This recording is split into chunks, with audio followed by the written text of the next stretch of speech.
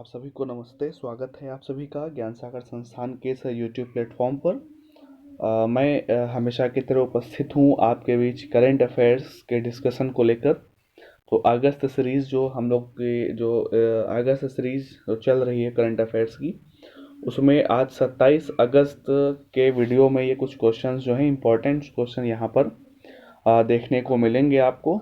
तो आइए अपना जो करंट अफेयर्स का आज का सेशन है वो स्टार्ट करते हैं। और स्टार्ट करने से पहले जो है यहाँ पर आप स्क्रीन पर जो है देख रहे हैं एक मोटिवेशनल थॉट है। लिखा हुआ है कि जिस समय जिस काम का संकल्प करो उस काम को उसी समय पूरा करो, वरना लोग आप पर विश्वास नहीं करेंगे। यानी कि जो है आप जिस चीज़ को जिस किसी भी काम को करने का जो भी संकल्प लेते हैं तो उसको उसी टाइम पर पूरा करिए, वरना फिर लोग आपका उपहास उड़ाते हैं, यानी आप पर विश्वास नहीं करते हैं। कहानी भी आपने ये इसके विषय में कई सारी कहानियाँ भी आपने लोक कथाएं भी सुन रखी होंगी। तो बस कहने का मतलब यहाँ पर इतना ही है कि ये जो बात लिखी है इस पर आप ध्यान दीजिएगा, इसको गंभीरता से लीजिएगा। और इसी के साथ हम लोग चलते हैं अपने अगले पहले प्रश्न पर। पहला प्रश्न जो है आज का यहाँ पर स्क्रीन पर है आपके सामने कि एशिया और प्रशांत क्षेत्र में कोविड-19 युवा रोजगार संकट से निपटना। ठीक है, शीर्षक वाली रिपोर्ट के अनुसार भारत में लगभग 4.1 मिलियन युवाओं ने रोजगार खो दिया है। कौन से संगठन ने रिपोर्ट जारी की है? तो यानी कि एक रिपोर्ट आई है और उस रिपोर्ट का टाइटल क्या है, उसका शीर्षक क्या है? तो उसका जो शीर्षक है, ये शीर्षक है इसका कि जो है एशिया और प्रशांत क्षेत्र में, क्या लिखा हुआ है, इसका शीर्षक क्या है यहाँ का पर अगर आप देख पा रहे हैं कि एशिया और प्रशांत क्षेत्र में कोविड-19 युवा रोजगार संकट से निपटना, ये इसका यहाँ पर टाइटल है। और इसी रिपोर्ट में बताया गया है कि भारत में लगभग 4.1 मिलियन युवाओं ने रोजगार खो दिया है। तो यह रिपोर्ट कौन से संगठन ने जारी की है? तो यहाँ पर लिखा हुआ है कि यूएनडीपी और विश्व बैंक पहला ऑप्शन, दूसरे ऑप्शन में है यूएनडीपी और आईएमएफ, ठीक है, अंतर्राष्ट्रीय मुद्रा कोष, या फिर तीसरा ऑप्शन है आईएलओ या फिर एडीबी, चौथा ऑप्शन है आईएलओ या फिर वर्ल्ड बैंक। तो यहाँ पर जो इसका सही उत्तर है वो आपका सही उत्तर कौन सा है? तो ऑप्शन नंबर थर्ड, यानी कि इंटरनेशनल लेबर ऑर्गेनाइजेशन और एशियाई डेवलपमेंट बैंक। ठीक है, इन दोनों संगठनों ने मिलकर यह रिपोर्ट जारी की है। तो देखते हैं इसके डिटेल्स में क्या लिखा हुआ है। डिटेल्स में यहाँ पर आप देखो कि अंतर्राष्ट्रीय श्रम संगठन, यानी तीसरा जो इसका ऑप्शन था वो सही आंसर है, और एशियाई विकास बैंक। तो इन दोनों ने एक संयुक्त रिपोर्ट जारी की है जिसका शीर्षक क्या था? जिसका शीर्षक था एशिया और प्रशांत क्षेत्र में कोविड-19 युवा रोजगार संकट से निपटना। ठीक है, इसी में कहा गया कि कोविड-19 महामारी के कारण जो है भारत में लगभग 41 लाख युवा अपनी नौकरी खो चुके हैं। ठीक है ना, कोविड-19 संक्रमण के दौरान जो है भारत में लगभग 41 लाख जो है यूथ जो है वो अपनी नौकरी खो चुके हैं, इस रिपोर्ट में बताया गया है। और रिपोर्ट का शीर्षक क्या है? एशिया और प्रशांत क्षेत्र में कोविड-19 युवा रोजगार संकट से निपटना। ठीक है, तो रिपोर्ट एशिया और प्रशांत क्षेत्रों में युवा रोजगार पर जो है कोविड-19 महामारी का क्या प्रभाव पड़ा है उसका आकलन करती है और महत्वपूर्ण आर्थिक प्रतिक्रियाओं की सिफारिश भी करती है। तो ये जो दो संगठन है, आईएलओ अंतर्राष्ट्रीय श्रम संगठन और एशियाई विकास बैंक, इन दोनों ने मिलकर एक रिपोर्ट जारी की है। वो रिपोर्ट क्या है? वो रिपोर्ट इसलिए जारी की गई है कि एशिया और प्रशांत क्षेत्र में जो यूथ्स हैं, जो युवा हैं, उनके रोजगार पर कोविड-19 का क्या इफेक्ट पड़ा है, इस चीज़ का आकलन करने के लिए एक रिपोर्ट जारी की। और रिपोर्ट का शीर्षक आपके सामने लिखा हुआ है कि एशिया और प्रशांत क्षेत्र में कोविड-19 युवा रोजगार संकट से निपटना। इसी रिपोर्ट में बताया गया कि जो है भारत में लगभग 41 लाख युवा जो है वो कोविड-19 के दौरान अपना नौकरी, अपना रोजगार खो चुके हैं। ठीक है, तो मेरे ख्याल से आपको समझ में आ गया होगा। तो ये रिपोर्ट कोविड-19 के समय में किसने जारी की है? तो दो संगठनों का आपको नाम याद रखना है, इंटरनेशनल लेबर ऑर्गेनाइजेशन और एडीबी, यानी कि एशियन डेवलपमेंट बैंक। ठीक है, और इसमें भारत के लिए क्या एक पॉइंट है, क्या एक स्टेटमेंट है, ये यहाँ पर आपने पढ़ा, इस वजह से इसको आपको ध्यान रखना है। ठीक है, और एडीबी के बारे में यहाँ पर लिखा हुआ है, एडीबी के राष्ट्रपति, यहाँ पर राष्ट्रपति ने, एडीबी का जो है डायरेक्टर होता है, निदेशक अध्यक्ष होता है, राष्ट्रपति यहाँ पर गलत टाइप हो गया है। तो एडीबी के जो चीफ हैं उनका नाम क्या है? जापान के मात्सुगु असाकावा। ठीक है, ये अगर आप यहाँ पर देख पा रहे हैं, एडीबी के बारे में लिखा हुआ है। एडीबी के जो वो चीफ हैं वो कौन है? मात्सुगु असाकावा, ये जापान के हैं। और एडीबी का मुख्यालय कहाँ पर है? मेट्रो मनीला, फिलीपींस की कैपिटल है। वहाँ पर क्या है, एडीबी का जो है हेडक्वार्टर मुख्यालय शामिल है, यानी स्थित है। और इंटरनेशनल लेबर ऑर्गेनाइजेशन के बारे में यहाँ पर लिखा हुआ, इसके जो महानिदेशक हैं उनका नाम क्या है, गाय राइडर।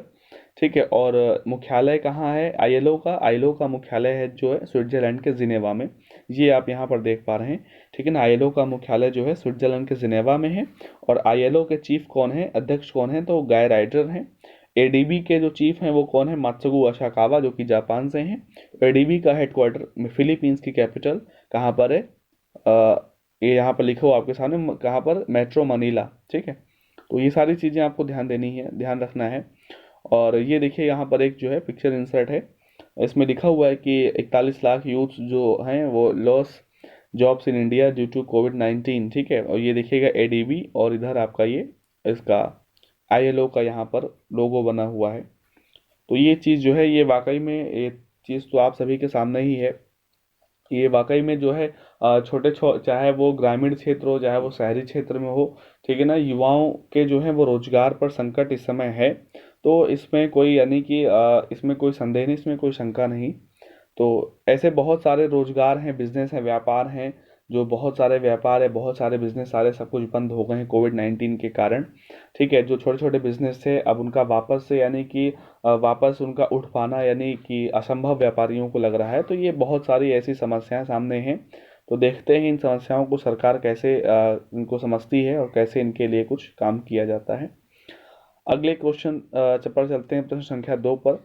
धन्वंतरी रथ के लिए कौन से राज्य या कौन से केंद्र शासित प्रदेश की पुलिस ने अखिल भारतीय आयुर्वेद संस्थान के साथ समझौता ज्ञापन पर हस्ताक्षर किए हैं? ठीक है।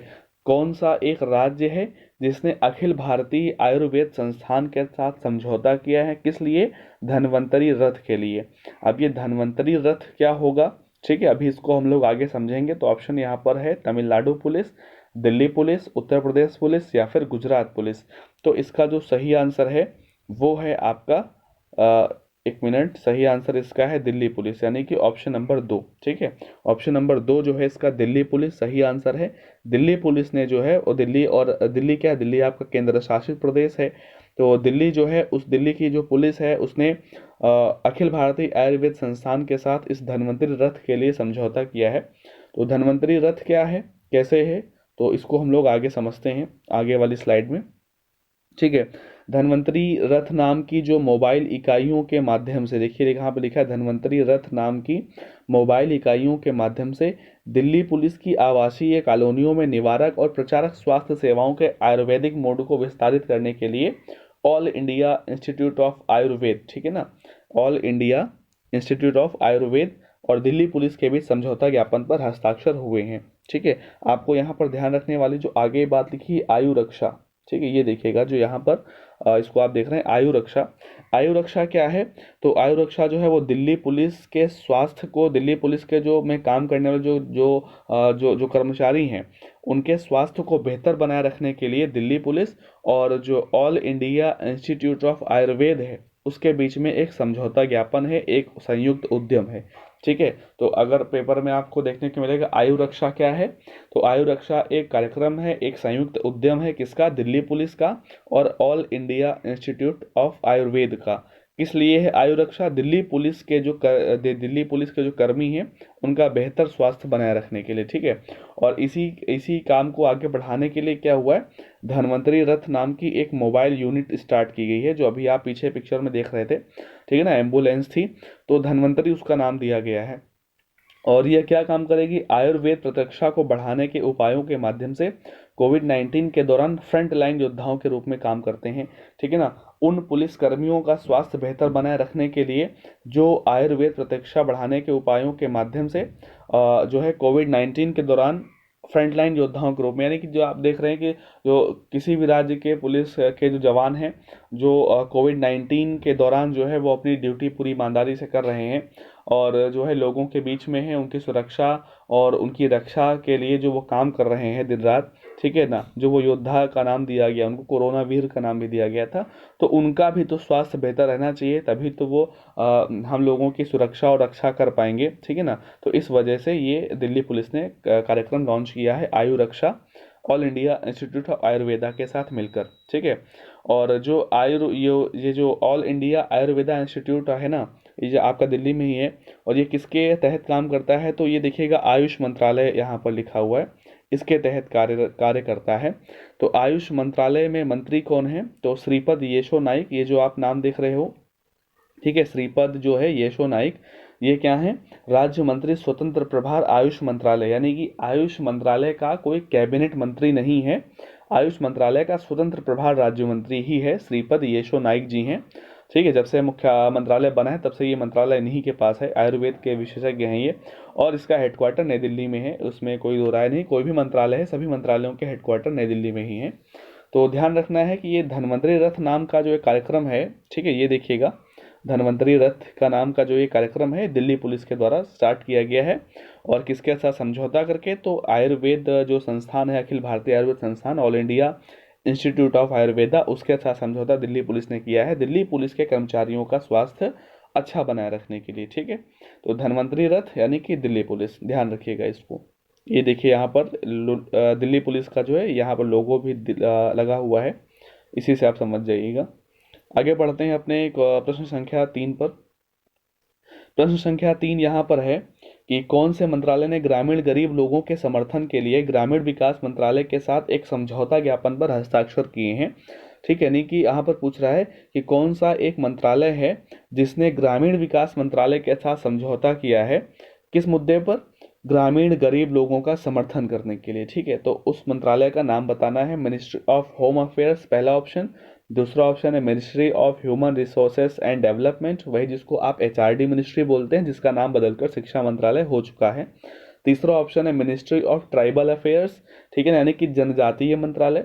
और चौथा ऑप्शन है ministry of commerce and industry, ठीक है ना, जो वाणिज्य और उद्योग मंत्रालय है वो। इनमें से जो कौन सा सही आंसर है, तो इनमें से जो सही आंसर है वो आपका ऑप्शन नंबर 3, ठीक है ना, यानी कि मिनिस्ट्री ऑफ ट्राइबल अफेयर्स। ठीक है, जनजातीय मामलों का जो मंत्रालय है उसके साथ ग्रामीण विकास मंत्रालय ने समझौता किया है ग्रामीण गरीब लोगों का समर्थन करने के लिए।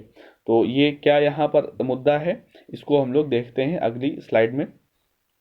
लिखा हुआ है कि केंद्रीय ग्रामीण विकास और कृषि कल्याण मंत्री जो है वो कौन है, नरेंद्र सिंह तोमर। ठीक है ना, यानी कि जो आपका ग्रामीण विकास मंत्रालय कृषि मंत्रालय है और पंचायती राज मंत्री भी हैं यही नरेंद्र सिंह तोमर। ठीक है, इन्होंने वीडियो कॉन्फ्रेंसिंग के माध्यम से देश भर में राज्य ग्रामीण आजीविका मिशनों को संबोधित किया। बैठक को केंद्रीय जनजातीय मामलों के मंत्री अर्जुन मुंडा और केंद्रीय खाद्य प्रसंस्करण उद्योग मंत्री हरसिमरत कौर बादल ने भी संबोधित किया। यानी कि इन लोगों ने किस बैठक को संबोधित किया, जो देश भर में राज्यों में जो है ना ग्रामीण आजीविका के जो मिशन चल रहे हैं, अलग अलग जो कार्यक्रम चल रहे हैं, उन कार्यक्रमों को संबोधित किया। और उसमें जो है अब यानी कि इस अवसर के दौरान क्या किया गया, जो मिनिस्ट्री ऑफ ट्राइबल अफेयर्स है और जो ग्रामीण विकास मंत्रालय है, इन्होंने अभिसरण प्रयास, अभिसरण मतलब क्या, कन्वर्जेंट ना, अभिसरण का मतलब क्या है, कन्वर्जेंट। ठीक है, तो इसका मतलब कि दोनों मंत्रालयों के प्रयासों को आगे बढ़ाने के लिए जनजातीय समुदायों सहित ग्रामीण गरीबों का समर्थन करने के लिए समझौते पर हस्ताक्षर किए गए। यानी कि जो जनजातीय समुदाय हैं, जो यानी कि ट्राइबल्स कम्युनिटीज़ हैं, और जो रूरल जो गरीब हैं, जो गांवों में जो गरीब लोग रहते हैं, उनका समर्थन करने के लिए इन दो मंत्रालयों ने एक साथ काम करने पर समझौता किया हुआ है। तो केंद्रीय ग्रामीण विकास मंत्रालय मंत्री कौन है, नरेंद्र सिंह तोमर, और जनजातीय मामलों के मंत्री यानी कि जो मिनिस्ट्री ऑफ ट्राइबल्स अफेयर्स है उसके मंत्री कौन है, तो अर्जुन मुंडा हैं। और केंद्रीय खाद्य प्रसंस्करण उद्योग मंत्री हरसिमरत कौर बादल ने भी संबोधित किया। ठीक है, तो ये दो मुख्य रूप से मंत्रालय हैं, एक आपका नरेंद्र सिंह तोमर और मंत्रालय, और इनका अर्जुन मुंडा जी का मंत्रालय। ठीक है, तो ये चीज़ आपको यहाँ पर ध्यान रखनी है। और इसके बाद जो है पिछली स्लाइड में जो है यहाँ पर जो मिनिस्ट्रीज लिखी हैं कुछ, इनके नाम सभी को आपको पता होगा यहाँ पर कौन कौन मंत्री है। ये सारी चीज़ें हम आपको बहुत बार बता चुके हैं। मिनिस्ट्री ऑफ होम अफेयर्स यानी केंद्रीय गृह मंत्रालय जो है वो अमित शाह जी हैं। और ministry of human resources and development यानी कि जो एचआरडी मिनिस्टर, जो अब शिक्षा मंत्रालय हो गया है, तो रमेश पोखरियाल निशंक। और मिनिस्ट्री ऑफ ट्राइबल अफेयर्स अभी बताया, Arjun Munda. Ministry of commerce and industry, ये मंत्रालय है पीयूष गोयल जी के पास, जिनके पास रेल मंत्रालय भी है। ठीक है, तो ये चीज़ें आपको ध्यान रखनी है। और इसी के साथ बढ़ेंगे अगले अपने प्रश्न संख्या 4 पर। प्रश्न संख्या जो 4 है उसमें लिखा हुआ है कि उस खेल महासंघ का नाम बताइए जिसने पूरे भारत में स्काउट कार्यशालाओं का संचालन करने के लिए अंतर्राष्ट्रीय व्यावसायिक स्काउटिंग संगठन के साथ एक समझौता ज्ञापन पर हस्ताक्षर किया। ठीक है, ये यहाँ पर पूछ ये रहा है कि उस खेल संगठन का, उस खेल महासंघ का नाम बताइए जिसने भारत में स्काउट कार्यशालाओं का संचालन करने के लिए एक अंतर्राष्ट्रीय व्यावसायिक स्काउट संगठन, यानी कि ये आप जो देख रहे हैं ना IPSO, तो यही आपका यानी कि इंटरनेशनल प्रोफेशनल स्काउटिंग जो ऑर्गेनाइजेशन है उसके साथ किस खेल महासंघ ने समझौता किया है और किस मुद्दे पर समझौता किया है। तो जो स्काउटिंग होती है ना, स्काउट गाइड जो आप कार्यक्रम देखते हैं उनका ऑनलाइन संचालन करने के लिए, तो यहाँ पर ये काम किसके द्वारा किया गया है समझौता, IPSO और किसके बीच में हुआ है। तो ऑप्शन संख्या जो 3 है, ऑल इंडिया फुटबॉल फेडरेशन, इसने और IPSO ने, इन दोनों ने मिलकर स्काउट कार्यशालाओं का संचालन करने के लिए समझौता किया हुआ है। ठीक है ना, ऑल इंडिया फुटबॉल फेडरेशन।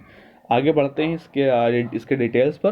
तो डिटेल्स लिखी हुई हैं कि अखिल भारतीय फुटबॉल महासंघ, ऑल इंडिया फुटबॉल फेडरेशन ने पूरे भारत में ऑनलाइन स्काउटिंग कार्यशालाओं के संचालन के लिए एक अंतर्राष्ट्रीय व्यावसायिक स्काउटिंग संगठन IPSO के साथ समझौता ज्ञापन पर हस्ताक्षर किए। जो बात अभी मैंने बोली है बताइए, वही यहाँ पर लिखी है।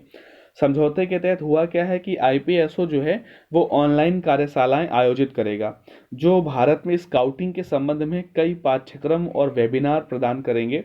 यानी कि एक जैसे कि ना ऑनलाइन क्लासेस होती हैं, तो उसी प्रकार से ऑनलाइन कार्यशालाएं होंगी जो स्काउटिंग, अगर आप सभी जानते हैं स्काउट गाइड कार्यक्रम में कभी आपने हिस्सा लिया हो, वहाँ पर जो कार्यक्रम होते हैं वो सारे कार्यक्रम ऑनलाइन संचालित किए जाएंगे। ठीक है ना, और कार्यशाला जो है स्काउट या विश्लेषक बनने के लिए एक प्रारंभिक बिंदु होगा और किसी को भी प्रतिभा की पहचान, स्काउटिंग और विश्लेषण में नींव और प्रोटोकॉल को समझने में मदद करेगा। यानी कि यहाँ पर पूरा ये ऑनलाइन संचालन इसका होगा। और किस वजह से होगा, तो आप जानते हैं ड्यू टू कोविड-19। इन कार्यशालाओं का जो पहला भाग है वो 7 से 11 सितंबर तक होने वाला है और 2 घंटे का सत्र होगा जो हर दिन शाम 7 बजे से शुरू होगा। ठीक है ना, तो ये जो ऑनलाइन कार्यशाला स्काउटिंग की स्टार्ट होने जा रही है, किसके किसके सहयोग से, IPSO और ऑल इंडिया फुटबॉल फेडरेशन के सहयोग से, जो कि 7 से 11 सितंबर तक होगी और 2 घंटे का सत्र होगा शाम को 7 से 9। ठीक है, स्काउटिंग अगर आप जानते हैं स्काउटिंग को हिंदी में क्या बोला जाता है, ठीक है, अगर आप स्काउटिंग के बारे में जानते हैं, स्काउटिंग को हिंदी में बोलते हैं बालचर। ठीक है ना, स्काउटिंग को हिंदी में क्या बोलते हैं, बालचर बोलते हैं इसको हिंदी में। और यहाँ पर इसका जो है स्काउटिंग होती क्या है, तो स्काउटिंग एक संस्था है। कैसी संस्था है, नवयुवकों के लिए एक स्वयंसेवी गैर सरकारी शैक्षिक आंदोलन है जो किसी भी मूल जाति या फिर वंश भेदभाव से मुक्त रहेगा और वो प्रत्येक के लिए खुला है। यानी एक ऐसी एक संस्था है जो गैर सरकारी है, ठीक है ना, यानी कि उसमें वो कोई सरकारी संस्था नहीं है, और एक स्वयंसेवी संस्था है और एक शैक्षणिक आंदोलन है जहाँ पर जाने के लिए सभी के लिए वहाँ पर जो है वो प्रत्येक के लिए वो खुला है बिना किसी भेदभाव के। ठीक है, वहाँ पर होता है क्या है, वहाँ पर देशभक्त, बहादुर, फुर्तीले, बुद्धिमान और दूरदर्शी नागरिकों का निर्माण किया जाता है उस संस्था में। आप कभी स्काउट जाएंगे, स्काउट गाइड कार्यक्रमों अगर आपने हिस्सा लिया है स्कूलिंग टाइम पर, तो वहाँ पर जो है बहादुरी वाली की, वहाँ पर क्या है, ये सब एक्सरसाइज वगैरह और ये सब जो है बहुत सारे व्यायाम करना, और जैसे कि बहुत सारी चीज़ें सिखाई जाती हैं। अगर कोई कहीं पर अचानक से कहीं पर कोई समस्या आती है तो उससे कैसे निपटना है। ठीक है, देशभक्ति उनमें भरी जाती है, उनको बुद्धिमान बनाया जाता है, ठीक है, उनको दूरदर्शी नागरिक बनाया जाता है। ये सारी चीज़ें वहाँ पर की जाती हैं स्काउटिंग संस्था में। तो ये वही एक संस्था है। तो स्काउट गाइड अभी समय ड्यू टू कोविड-19 ये सारे कार्यक्रम नहीं संचालित हो पा रहे थे, तो भारत में इसका संचालन करने के लिए एक अंतर्राष्ट्रीय संगठन है IPSO, उसके साथ ऑल इंडिया फुटबॉल फेडरेशन का समझौता हुआ है। ठीक है, और जो ऑल इंडिया फुटबॉल फेडरेशन है इसके बारे में यहाँ अगर देख पाएँ आप, तो यहाँ पर लिखा हुआ है, इसको ज़रूर लिख लीजिएगा कि ऑल इंडिया फुटबॉल फेडरेशन का अध्यक्ष इस समय कौन है, तो प्रफुल्ल पटेल इसके अध्यक्ष हैं और इसका हेडक्वार्टर कहाँ पर है, नई दिल्ली में है। ठीक है, आगे बढ़ते हैं। प्रश्न संख्या 5 पर लिखा हुआ है कि लुइस रोडल्फो अबिनाडर कोरोना ने हाल ही में डोमिनिकन गणराज्य के 54वें राष्ट्रपति के रूप में शपथ ली है। तो डोमिनिकन गणराज्य की मुद्रा क्या है, यहाँ से आज पूछ रहा है। तो पहली चीज़ तो एक देश यहाँ पर बताया गया, उस देश का नाम क्या है, उस देश का नाम है डोमिनिकन रिपब्लिक, ठीक है ना, डोमिनिकन रिपब्लिक। और उसके प्रेसिडेंट कौन बने हैं, तो यहाँ पर लिखा है लुइस रोडल्फो एबिनाडर, ठीक है ना, ये क्या बने हैं, डोमिनिकन के जो हैं वो राष्ट्रपति बने हैं। तो पूछ रहा है कि इस देश की मुद्रा क्या है, करेंसी क्या है।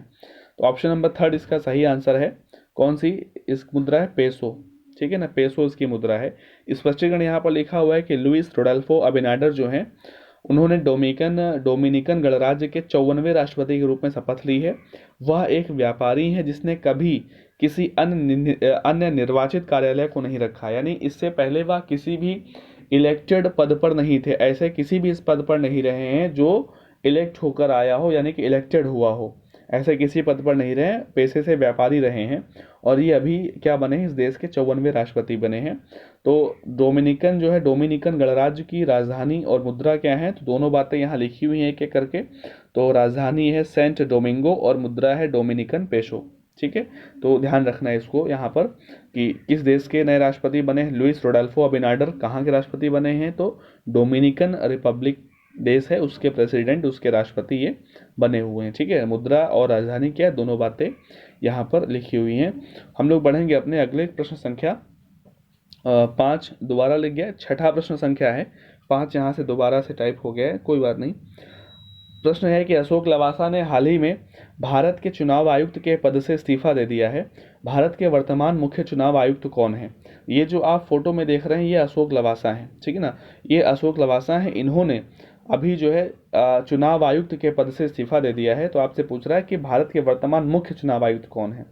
सुनील अरोड़ा, ऑप्शन 2 नसीम जैदी, ऑप्शन 3 है AK ज्योति, ऑप्शन 4 है ओम प्रकाश रावत। तो जिसका सही आंसर है आपको बहुत अच्छे से मालूम होगा, सुनील अरोड़ा इस समय देश के मुख्य निर्वाचन आयुक्त हैं, चीफ इलेक्शन कमिश्नर हैं, ठीक है ना। Chief election commissioner of India कौन है, सुनील अरोड़ा। और ये 23वें नंबर के हैं, ये भी आपको ध्यान रखना है। जो सुनील अरोड़ा हैं ये इस समय 23वें मुख्य निर्वाचन आयुक्त हैं देश के, ठीक है। और जो फोटो में आप देख रहे हैं ये अशोक लवासा हैं, ये सुनील अरोड़ा नहीं है। आगे बढ़ते हैं यहाँ पर डिटेल्स में। अशोक लवासा जो है भारत के 2 चुनाव आयुक्तों में से एक हैं जिन्होंने ADB के उपाध्यक्ष के रूप में कार्यभार संभालने के लिए अपने चुनाव आयुक्त के पद से इस्तीफा दे दिया है। अशोक लवासा ने इस्तीफा क्यों दिया है, इसका रीज़न क्या है, क्योंकि वो ADB के उपाध्यक्ष बनने वाले हैं, ADB का कार्यभार वो संभाल रहे हैं, इस वजह से उन्होंने जो है भारत के चुनाव आयुक्त के पद से इस्तीफा दिया, ठीक है। लिखा हुआ है कि लवासा को भारत के चुनाव आयोग में अपने कार्यकाल में अभी भी 2 साल से अधिक का समय बचा था, यानी कि अक्टूबर 2022 तक का कार्यकाल था अशोक लवासा का। अभी 2 साल से अधिक का कार्यकाल इनका जो है वो जो है टाइम पीरियड बचा हुआ था, लेकिन इन्होंने इस्तीफा दे दिया। और अशोक लवासा जो है 23 जनवरी 2018 को भारत के चुनाव आयुक्त के रूप में पदभार ग्रहण किए थे। अशोक लवासा कब बने थे, देश के जो है वो चुनाव आयुक्त कब बने थे, तो 23 जनवरी 2018 को बने थे। और यहाँ पर आपको शब्दों पर ध्यान देना है, ये क्या है, ये क्या थे, ये थे चुनाव आयुक्त, ना कि मुख्य चुनाव आयुक्त, ठीक है ना। मुख्य चुनाव आयुक्त और चुनाव आयुक्त में फर्क होता है, भी आप आगे समझोगे, ठीक है। तो एशियाई विकास बैंक के उपाध्यक्ष यानी कि ADB ने 15 जुलाई 2020 को अशोक लवासा को निजी क्षेत्र के संचालन और सार्वजनिक निजी भागीदारी के लिए अपना उपाध्यक्ष इनको नियुक्त किया है, ठीक है ना। तो अशोक लवासा ADB में पहुंच गए हैं। ADB यानी कि एशियन डेवलपमेंट बैंक, अभी जिसके बारे में पीछे बताया था, ADB में पहुंचने के कारण ही इन्होंने चुनाव आयुक्त के पद से इस्तीफा दे दिया। भारत निर्वाचन आयोग के बारे में यहाँ पर लिखा हुआ है कि जो भारत का निर्वाचन आयोग है उसका नेतृत्व एक मुख्य चुनाव आयुक्त और 2 चुनाव आयुक्त करते हैं। मुख्य चुनाव आयुक्त कौन है, ये तो मैंने बताया अभी आपको, कौन है, सुनील अरोड़ा। उसके अलावा जो 2 चुनाव आयुक्त होते हैं वो कौन है, एक सुशील चंद्रा और दूसरा पद खाली हो गया। क्यों खाली हो गया, क्योंकि अशोक लवासा ने इस्तीफा दे दिया। तो आपको ध्यान देना है कि जो भारत का निर्वाचन आयोग है, भारत के निर्वाचन आयोग का जो गठन है वो कब हुआ था, तो भारत के निर्वाचन आयोग का गठन 25 जनवरी 1950 को हुआ था, जिसका हेडक्वार्टर नई दिल्ली में है। और भारत के निर्वाचन आयोग का जो संवैधानिक उपबंध है, ठीक है ना, जो भारत का निर्वाचन आयोग है उसके अगर संवैधानिक उपबंध की बात की जाए तो वो संविधान के भाग 15 में है, आर्टिकल 324 से लेकर 329 तक, ठीक है ना। आर्टिकल 324 से लेकर 329 तक भारत के संविधान में भाग 15 में निर्वाचन आयोग का उल्लेख किया गया है, वहाँ पर इसका प्रोविज़न है, उपबंध है। ठीक है। आर्टिकल 324 का जो पहला खंड है, जो पहला सेक्शन है, उसी के द्वारा, उसी में लिखा हुआ है कि भारत का एक निर्वाचन आयोग का जो होगा, जो उसका एक मुख्य चुनाव आयुक्त होगा और 2 अन्य होंगे। ठीक है, ये सारी बात यहीं पर लिखी हुई है आर्टिकल 324(1) में। तो आपको समझ में आ गया होगा कि सुनील अरोड़ा मुख्य चुनाव आयुक्त हैं, अशोक लवासा ने इस्तीफा दे दिया है, कहाँ पहुंच गए, एडीबी पहुंच गए। ठीक है, अगले प्रश्न पर चलते हैं, प्रश्न संख्या 6। वैसे देखा जाए तो ये प्रश्न संख्या 7 है, लेकिन यहाँ पर 6 टाइप है, कोई बात नहीं। इब्राहिम बाबूबकर कीता ने हाल ही में किस देश के राष्ट्रपति के पद से इस्तीफा दे दिया? ऑप्शन है यहाँ पर 4, नाइजर, माली, अल्जीरिया या फिर गिनी। तो इसका जो सही आंसर है वो ऑप्शन 2 यानी कि माली इसका सही आंसर है। आपके सामने ये लिखा हुआ है, देख पा रहे हैं आप। माली के राष्ट्रपति के पद से इन्होंने इस्तीफा दिया है, किसने? इब्राहिम बाबूबकर कीता ने। क्यों ऐसा किया है? तो माली जो आपका एक अफ्रीकन कंट्री है, ठीक है, तो माली गणराज्य में एक सैन्य विद्रोह हुआ और उस सैन्य विद्रोह के बाद तत्काल प्रभाव से इन्होंने अपने पद से इस्तीफा दे दिया। किन्होंने? इब्राहिम बाबूबकर कीता। ये जो आप देख रहे हैं ये इब्राहिम बाबूबकर कीता हैं। अभी तक ये माली के प्रेसिडेंट थे, लेकिन एक सैन्य विद्रोह हो जाने के कारण इन्होंने अपने पद से इस्तीफा दे दिया। ठीक है, तो क्वेश्चन आपसे कैसे पूछते हैं, हाल ही में किस देश के राष्ट्रपति इब्राहिम बाबूबकर कीता ने अभी अपने पद से इस्तीफा दिया है, या फिर वह व्यक्ति कौन है जिन्होंने माली देश के राष्ट्रपति के पद से इस्तीफा दिया? तो उनका नाम आपको बताना होगा, इब्राहिम बाबूबकर कीता। ठीक है, माली जो है उसकी राजधानी क्या है? देखिएगा यहाँ पर लिखी हुई, माली की राजधानी क्या है? बामको। और माली की मुद्रा क्या? पश्चिम अफ्रीकी फ्रैंक। ठीक है ना, पश्चिम अफ्रीकी जो है CFA फ्रैंक ये मुद्रा है, और राजधानी बामको है, अफ्रीकन कंट्री है एक, कौन? माली। इसी के साथ अगले प्रश्न पर चलते हैं। अगले प्रश्न में लिखा हुआ है कि स्वास्थ्य और परिवार कल्याण मंत्रालय द्वारा जारी किए गए स्वास्थ्य और कल्याण केंद्र के संचालन में सबसे अच्छा प्रदर्शन करने वाले राज्यों में कौन सा राज्य या फिर केंद्र शासित प्रदेश का स्थान सबसे ऊपर है? यहाँ पर मैं आपको प्रश्न का मतलब समझा दूं। जो भारत सरकार का स्वास्थ्य परिवार कल्याण मंत्रालय है ना, ये जो आप स्क्रीन पर देख रहे हैं, ministry of health and family welfare government of India, इसने एक कार्यक्रम लॉन्च किए थे, हेल्थ एंड वेलनेस सेंटर। ठीक है ना, हेल्थ एंड वेलनेस सेंटर, या जो HWC आप देख रहे हैं इसका यही नाम है, हेल्थ एंड वेलनेस सेंटर। जो इन स्थापित किए थे, तो इनका संचालन करने में इनको, यानी कि सुचारू रूप से, व्यवस्थित रूप से इनका संचालन करने में, और उसमें सबसे अच्छा प्रदर्शन करने वालों में से कौन सा राज्य या फिर यूटी सबसे ऊपर है? तो ऑप्शन हरियाणा, पंजाब, दिल्ली, चंडीगढ़।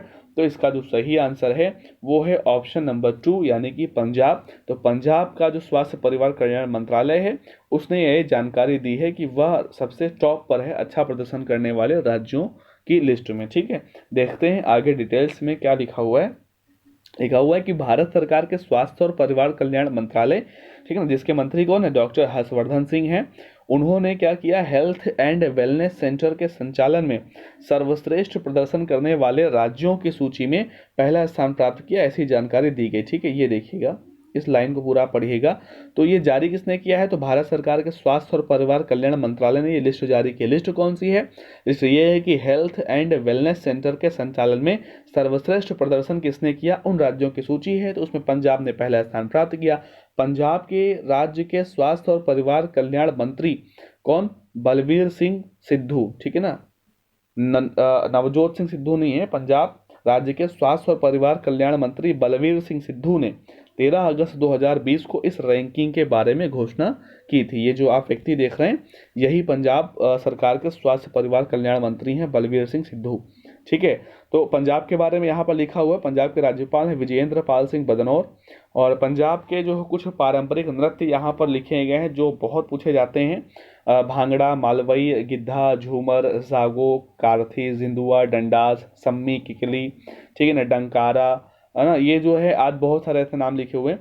तो ये जो है सब पंजाब के पारंपरिक नृत्य हैं, ये सारे जो है क्वेश्चन में पूछे जा चुके हैं।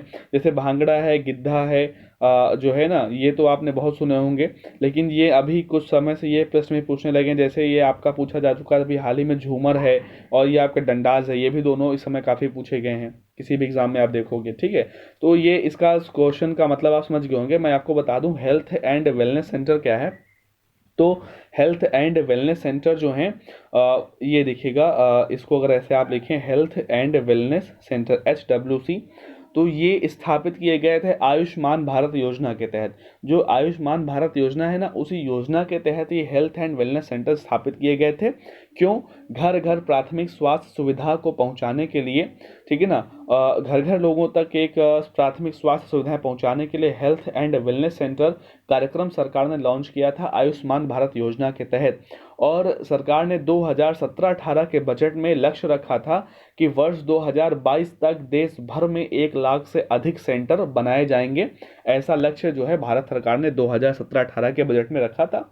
और अभी अगर देखा जाए तो वर्ष 2020 चल रहा है और इस समय तक देश में लगभग मेरे ख्याल से जो है 2019 तक तो 27,000 सेंटर ऐसे बन चुके थे। तो अभी एक साल में कुछ इंप्रूव भी हुए हैं, तो लगभग ये जो है 35 से 40 हज़ार के बीच में जो है हेल्थ वेलनेस सेंटर स्थापित हो चुके हैं और सरकार का लक्ष्य 1 लाख तक पहुंचाना है 2022 तक। ठीक है, ये हेल्थ एंड वेलनेस सेंटर जो आपके गांवों में जैसे जो प्राथमिक स्वास्थ्य केंद्र होते हैं और जो शहरों में भी ऐसे होते हैं ना, सीएचसी वगैरह जो होती हैं, सीएचसी पीएचसी जो प्राथमिक स्वास्थ्य केंद्र वगैरह होते हैं, उन्हीं को क्या करना, अपग्रेड कर देना है। जैसे अभी क्या है कि जो प्राथमिक स्वास्थ्य केंद्र वगैरह होते हैं वहाँ पर क्या होता है, वहाँ पर जो है जैसे कि वहाँ पर जो कौन सी स्वास्थ्य सुविधाएं होती है, जच्चा बच्चा स्वास्थ्य सुविधाएं होती हैं, या फिर जो ये संचारी रोग नियंत्रण की सुविधाएं होती हैं, ये वहाँ पर होती हैं। लेकिन अभी इनको अपग्रेड कर दिया गया है और जैसे कैंसर जैसी बीमारियां जो है ना, जो बड़ी बड़ी बीमारियां, उनका भी इलाज करने की सुविधा वहाँ पर की गई है। तो ये हेल्थ एंड वेलनेस सेंटर, ठीक है ना, आयुष्मान भारत योजना के तहत ये कार्यक्रम लॉन्च किया गया था। ये जरूर ध्यान रखिएगा क्यों किया गया था, तो घर घर प्राथमिक स्वास्थ्य सुविधाएं पहुंचाने के लिए। तो मेरे ख्याल से आप सारी चीज़ समझ चुके होंगे। और इस मिनिस्ट्री के मंत्री कौन हैं, तो मैंने पहले ही बताया कि डॉक्टर हर्षवर्धन सिंह इस मिनिस्ट्री के मंत्री हैं। ठीक है, तो अगले प्रश्न पर चलेंगे। अगला प्रश्न है अपना यहाँ पर कि उस संस्थान का नाम बताइए जिसने आयुर्वेद आधारित बायोडिग्रेडेबल फेस मास्क, पवित्रापति और एंटी माइक्रोबियल बॉडी सूट विकसित किया है जिसका नाम औषधा तारा है। ठीक है, तो पहली चीज़ आप यहाँ पर देखिएगा कि एक फेस मास्क बनाया गया है। कैसा फेस मास्क, ठीक है ना, बायोडिग्रेडेबल, और उसका नाम क्या रखा गया, उसका नाम रखा गया है यहाँ पर पवित्रापति। ठीक है, ये अगर आप देख पा रहे हैं यहाँ पर उस मास्क का नाम क्या रखा गया है, मास्क का नाम रखा गया है पवित्रापति। मास्क कैसा है, बायोडिग्रेडेबल है, यानी कि स्वाभाविक तरह से नष्ट हो जाने वाला। जैसे क्या है ना कि अभी जो जिस तरह के मास्क वगैरह आ रहे हैं, कोई व्यक्ति जैसे कोई संक्रमित व्यक्ति या ना भी हो तो उसको और भी कोई चीज़ हो सकती है ना, तो उसने अपना मास्क पहना और उसके बाद यूज़ करने के बाद उसने फेंक दिया उसको। तो फेंकने के बाद कुछ ऐसे मास्क हैं ना, आजकल बहुत सारे अधिकांश मास्क ऐसे हैं बाजार में, मार्केट में, जो कि स्वयं से वो नष्ट नहीं होते हैं, वो बायोडिग्रेडेबल नहीं है। ठीक है, उससे होता है क्या है, फिर संक्रमण और फैलता है, वो एक जगह से दूसरे जगह तक पहुंचते हैं, लोगों के संपर्क में आता है, ये सारी चीज़ें होती हैं। तो ऐसा मास्क बनाने की बात हो रही है जो स्वयं से नष्ट हो जाए, उसका नाम क्या है, पवित्रापति।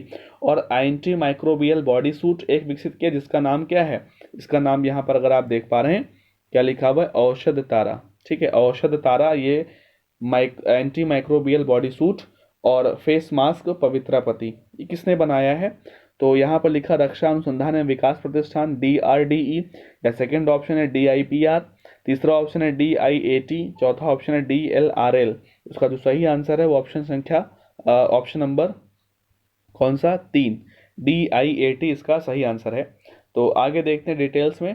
तो जो DIAT है ना, defence institute of advance technology, इसने आयुर्वेद पर आधारित बायोडिग्रेडेबल फेस मास्क पवित्रापति और एंटी माइक्रोबियल बॉडी सूट औषध तारा का विकास किया हुआ, उसको विकसित किया हुआ है। ठीक है ना, तो ये आपको ध्यान रखना है, पवित्रापति क्या है, तो एक मास्क है, और औषधा तारा क्या है, तो एक एंटी माइक्रोबियल बॉडी सूट है। किसने बनाया है, तो DIAT, defence institute of advance technology.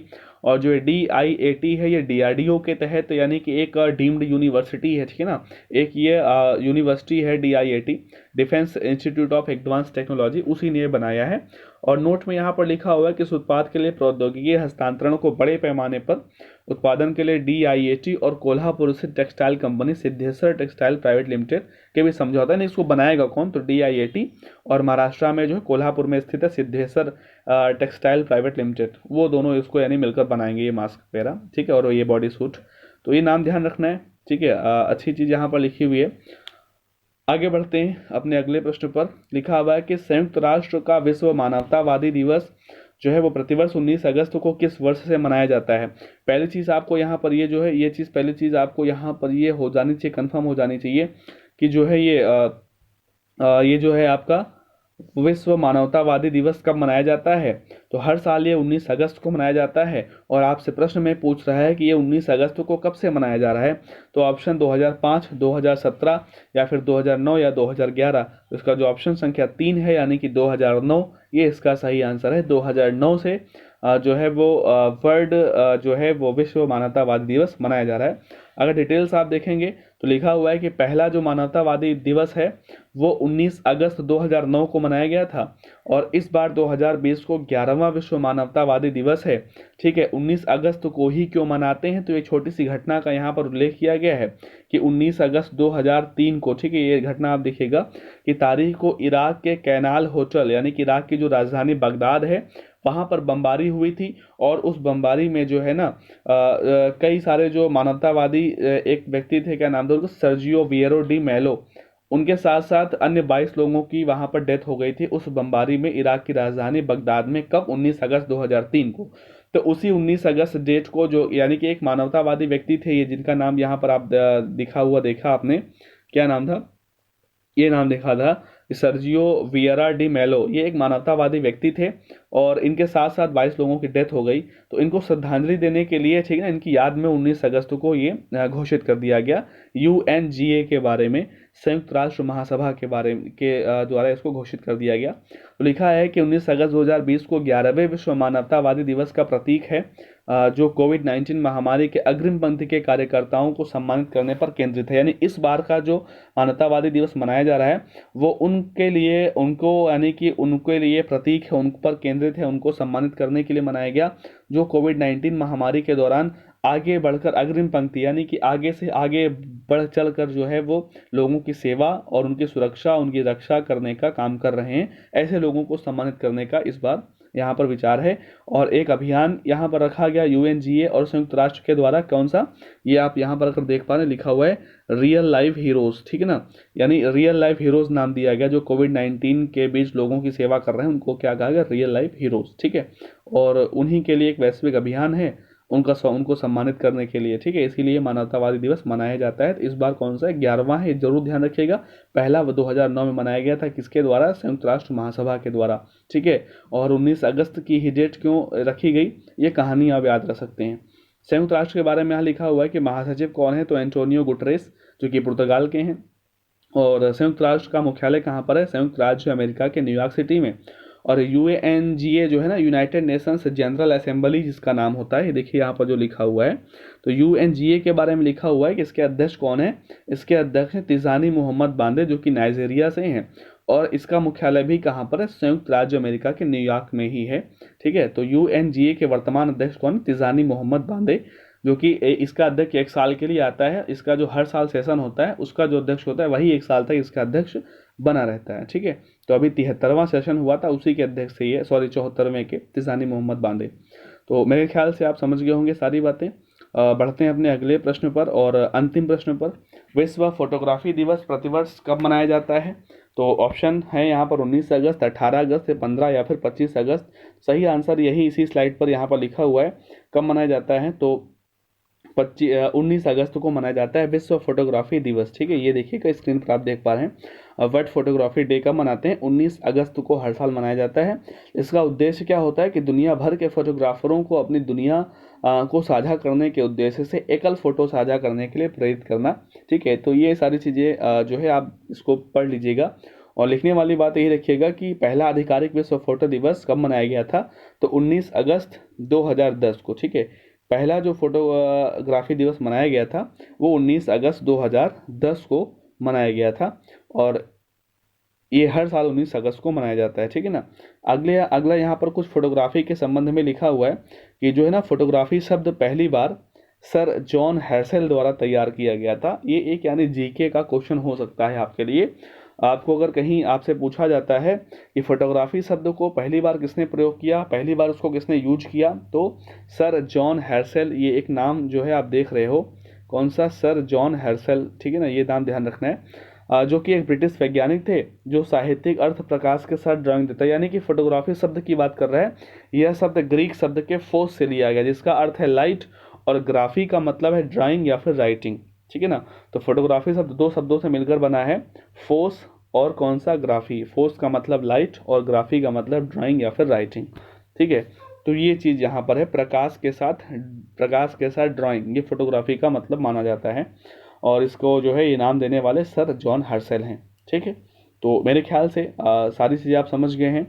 आज के सेशन में 10 प्रश्न यहाँ पर रखे गए थे, और वो 10 के जो हैं 10 प्रश्न, सभी प्रश्न इंपॉर्टेंट थे। ठीक है ना, सभी प्रश्न इंपॉर्टेंट होते हैं। मैंने पहले ही बताया था कि यहाँ पर इंपॉर्टेंट चीज़ें ही मैं यहाँ पर आपके लिए रखता हूँ, पहले से ही सारी चीज़ों को इंपॉर्टेंट चीज़ें यहाँ पर छांट के रखी जाती हैं। तो सभी क्वेश्चंस आप अच्छे से इनको नोट्स बनाइएगा और अपना ध्यान रखिएगा, सुरक्षित रहिएगा। मिलते हैं हम लोग अपनी अगले वीडियो पर, अगले स्लाइड में मिलेंगे।